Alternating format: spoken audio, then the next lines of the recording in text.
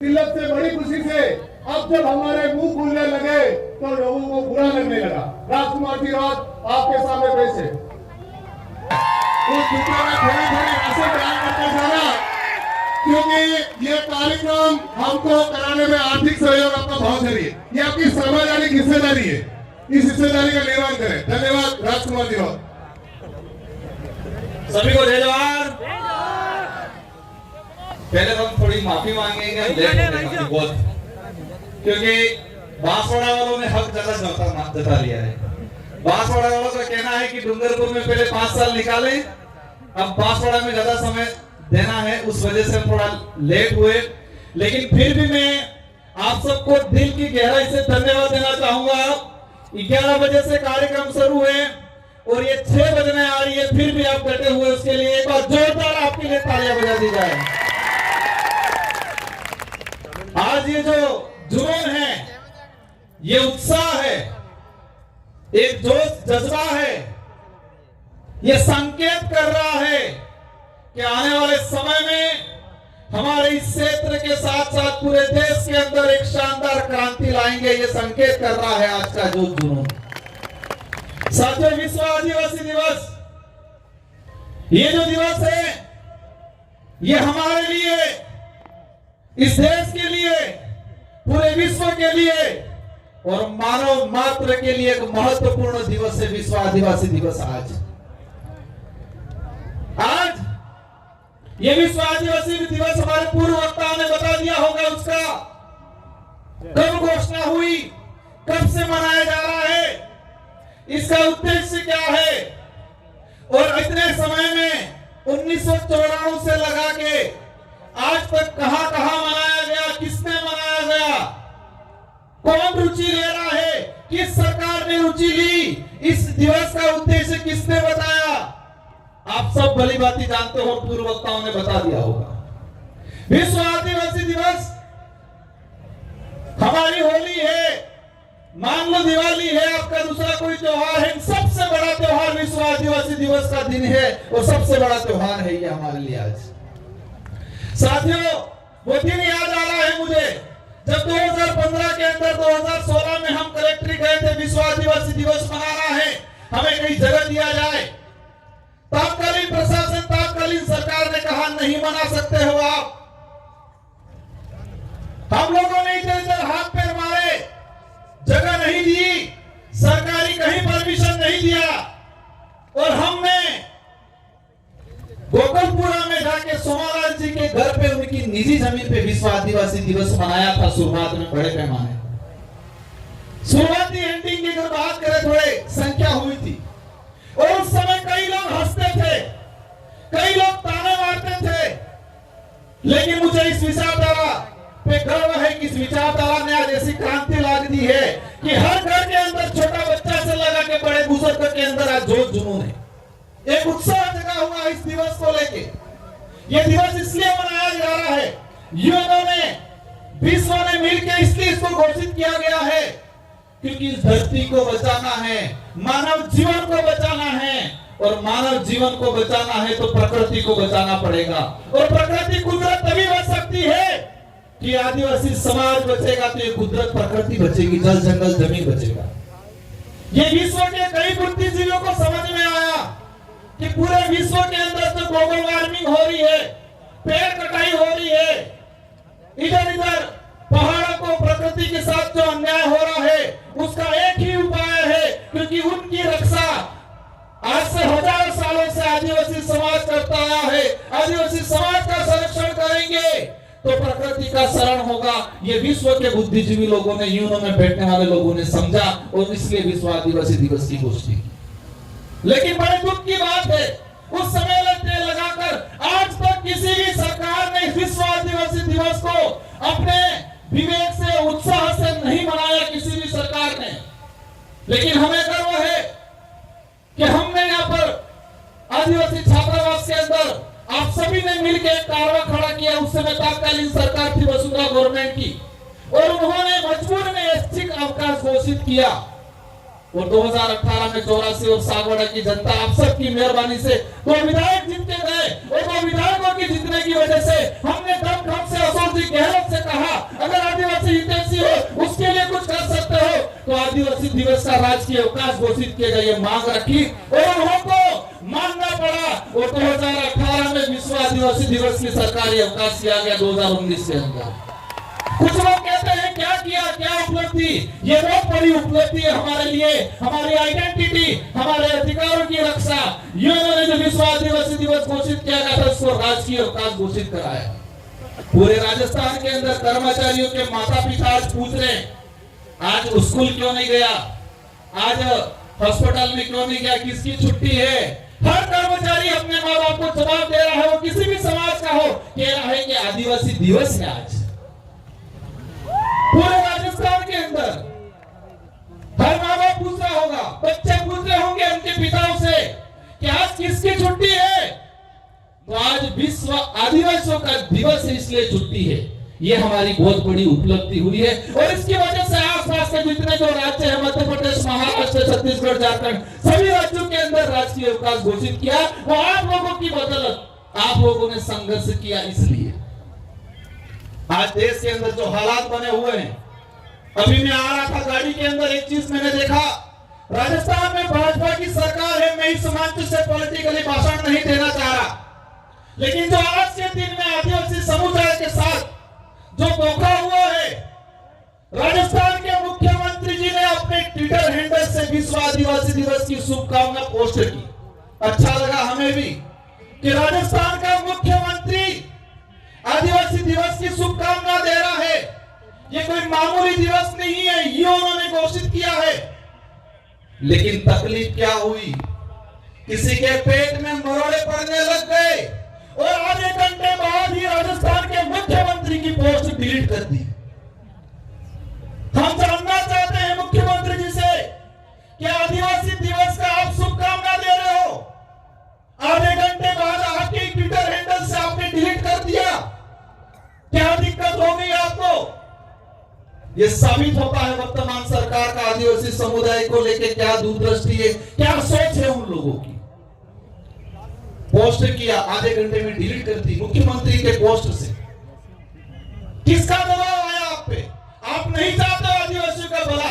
आज हम आपसे उम्मीद थी कि आज आदिवासियों के लिए कई बड़ी घोषणा करते, इस इलाके में आके दिवस मनाते, आदिवासियों के अधिकार को लेके, शेड्यूल 5 के जो प्रावधान को लेके बात करते। लेकिन उनको लगता है कि ये समाज ऐसे ही वापस कब्जे में आ जाएगा, जुमला फेंक देंगे, झूठ बोल देंगे, छोटी मोटी योजना दे देंगे। लेकिन ये समाज, इस क्षेत्र की जनता अस्तित्व के लिए, स्वाभिमान के लिए लड़ना सीख गई है और वो लड़ेगी। हमें साबित करना है ये बिरसा मुंडा, टाटा मामा, राणा पूजा भील, राजा डोंगरबरंडा की धरती है और उनके वंशज है, ये हमें साबित करना है आने वाले समय में हम सबको मिलकर। आज देश के जो हालात बने हुए हैं, देश में विस्थापन हो रहा है, आप सबकी बदौलत मुझे दिल्ली की, देश की सबसे बड़ी सदन में जाने का अवसर मिला। मैंने एक डाटा निकाला, पिछले 5 साल के अंदर कितने आदिवासी विस्थापित हुए अलग अलग प्रोजेक्टों के नाम से। टाइगर प्रोजेक्ट के नाम से पिछले 5 साल में 2.5 लाख आदिवासियों को विस्थापित किया इन सरकारों ने। अन्य सभी परियोजना मिला के पिछले 5 साल के अंदर 4 से 4.5 लाख आदिवासियों को विस्थापित किया गया है इस देश के अंदर। आज तक का, आजादी के बाद तक का, आज तक का इतिहास उठा के अगर देखते हैं, इस धरती पे अगर सबसे ज्यादा कोई विस्थापित हुआ है परियोजना के नाम से, तो आदिवासी समुदाय विस्थापित हुआ है। लेकिन इन सरकारों को समझा है कि आदिवासी समुदाय जग चुका है, समझदार हो चुका है, अब आपको मुंह तोड़ जवाब देने वाला है आने वाले समय के अंदर। ये कार्रवाई यही नहीं पूरे देश में चलने वाला है। साथियों, एक बात और मैंने देखी, हमारा जो इतिहास है आजादी से पहले का, मानगढ़ हत्याकांड देख लो, बिरसा मुंडा का आंदोलन देख लो, देश के कई कोनों में आदिवासी महापुरुषों ने जल जंगल जमीन की, स्वाभिमान की, हक अधिकार की लड़ाई लड़ी, लाखों लोग मारे गए। इस देश के इतिहास में अगर देखते हैं तो सबसे ज्यादा अगर कोई आजादी की लड़ाई आजादी के बाद की लड़ाई में अगर किसी का मर्डर हुआ है, उनकी हत्या की गई है, तो आदिवासी समुदाय की गई है। आजादी की लड़ाई में सबसे ज्यादा अगर किसी शहीद हुआ है तो आदिवासी समुदाय हुआ है। अन्य समुदाय भी हुए हैं, हम किसी पे कटाक्ष नहीं करना चाहते, लेकिन संख्या की बात करें तो आदिवासी समुदाय की सबसे ज्यादा संख्या है। लेकिन साथियों, इस देश में बच्चों को पाठ्यक्रम पढ़ाया जाता है, छठी क्लास हो, 12वीं क्लास हो, एनसीईआरटी की किताब हो, सीबीएसई की हो, या किसी भी गवर्नमेंट, राजस्थान सरकार, देश के अन्य राज्यों का सिलेबस है, देश का जो सिलेबस है, इन सारे सिलेबसों के पाठ्यक्रम में मैंने एक बात देखी, आदिवासियों का इतिहास कहीं नहीं पढ़ाया जाता है। अभी एनसीईआरटी ने कई चेंजिंग किए हैं। आदिवासियों का जो बचा बुचा कुछ इतिहास था, उस इतिहास को सिमट दिया गया। हमारे संत सुरमाल महाराज की आंदोलन हो, गोविंद गुरु महाराज का आंदोलन हो, साथियों बात याद आ गई। अभी कुछ लोग कह रहे हैं माहौल बिगड़ गया है इस इलाके के अंदर। मैं जो उपद्रवी बचाने करने वाले, किसी को लड़ाई झगड़ा करने वाले, पी के मारपीट करने वाले, पत्थर मारने वालों के पक्ष में कतई नहीं हूं और नहीं रहूंगा। और मैंने आज तक रिक्वेस्ट किया पुलिस प्रशासन से ऐसे लोगों पे सख्त कार्रवाई की जाए। लेकिन एक बात बताना चाहूंगा आप लोग को, अभी एक माहौल बनाया जाता है मीडिया के माध्यम से कि माहौल बिगड़ गया है, माहौल बिगड़ गया है। बड़े बड़े नेता आके हमारे समाज पे लांछन लगाते हैं और कहते हैं माहौल बिगड़ गया है। माहौल बिगड़ा है। माहौल क्या बिगड़ा है? वो लूटते थे, लूटना बंद हो गया, वो माहौल बिगड़ा है। कोई समाज को बेवकूफ बनाते थे, बेवकूफ बना के समाज को इकट्ठा करते थे, वोट लेते थे, वो माहौल बिगड़ा। वो माहौल बिगड़ा, उनका माहौल बिगड़ा। बारी बारी से राज करते थे, वो माहौल बिगड़ा है। होती है घटनाएं कुछ, लेकिन मैंने प्रशासन को कहा है कि कहीं पर भी पत्थरबाजी हुई, वो आदमी कहां दारू पी के आया वो पता करो। किस सरकार के ठेके पे, सरकारी ठेके, रात की 10-10 बजे तक इकट्ठा रहता है, प्रशासन चुप रहता है। और हम ये गोविंद गुरु महाराज, संत सुरमाल महाराज की धरती है। हमारे पुरखों ने शराब को लेकर आंदोलन छेड़े थे। हम लंबे समय से कह रहे हैं कि इस इलाके के अंदर शराबबंदी होनी चाहिए, लेकिन हो नहीं है। और भी दुकानें बढ़ाते रहे, रात की 12-12 बजे तक दारू बिचवा रहे। एक बात और बता दें आपको, ये लोग कहते हैं नारियों का सम्मान करेंगे, उनको शर्म आनी चाहिए। महिलाओं के लिए दारू की अलग से ठेके खोल रहे हैं ये लोग। दारू की दुकान पे लिख रहे हैं कि ये महिला के लिए दारू की दुकान है। साथियों, बातें बहुत सारी हैं, लेकिन हमारा एक ही आंदोलन है। गोविंद गुरु महाराज, संत सुरमाल महाराज का जो आंदोलन था उसको आगे बढ़ा रहे हैं। और हमारे इस इलाके में अगर सरकार बनना चाहती है तो दारू विहीन होना चाहिए। होना चाहिए कि नहीं होना चाहिए? हमारा गरीब आदमी खुद जैसी कोई 2 बोतल बना लेता है, वो 2 बोतल बना के अगर पीने का काम करता है या कई 60-70 रुपए में बेच के घर गुजारा चलाता है, वहां कार्रवाई होती है। और वो आदमी, उसका कोई मेहमान आ गया, पूजा पद्धति है, तो उसको सरकारी ठेके पे 800-1000 रुपए में बोतल लानी पड़ती है। जो काम 60 रुपए में हो रहा है, वो काम ये लोग 1000 रुपए में करवा रहे हैं और कह रहे हैं माहौल बिगड़ गया। आपने कोई पावड़ा आदमी की तो 60 रुपए बोतल भाईजान पीवा वालों बुजुर्ग आदमी का 60 रुपए में काम था नहीं था। लेकिन ये सरकार, यहाँ का प्रशासन उस गरीब आदमी की बंद कर रहा है, उसको कह रहे कानूनी कार्रवाई की गई है। लेकिन बाहर रात की 10-10 बजे तक अंग्रेजी शराब बेचने वाला ठेके खुले रहे, वहां पर कार्रवाई नहीं कर रहे ये लोग। इसलिए हम सबकी जिम्मेदारी है, जो विशेषकर युवा साथी है उनको कहना ही चाह रहा हूं मैं कि दारू हमें बंद करना चाहिए। इंग्लिश दारू तो बिल्कुल बंद करना चाहिए। इंग्लिश के लिए हाथ खड़े कर दो सब। पैर बंद रात जाए गाड़ी जो नहीं क्यों।